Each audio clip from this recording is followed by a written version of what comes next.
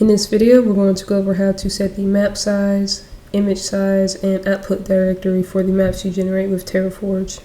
The default map size for TerraForge is 300 by 300. To change the map size, pass in the map size parameter and set it to a positive integer. This is a generated map at the default 300 by 300 size, and this is a 200 by 200 map. The default image size is whatever the map size is, so 300 by 300 by default. To change the image size, pass in the image size parameter and set it to a tuple that contains the width and height of your desired map size. This is a 200 by 300 map, and this is a 300 by 200 map.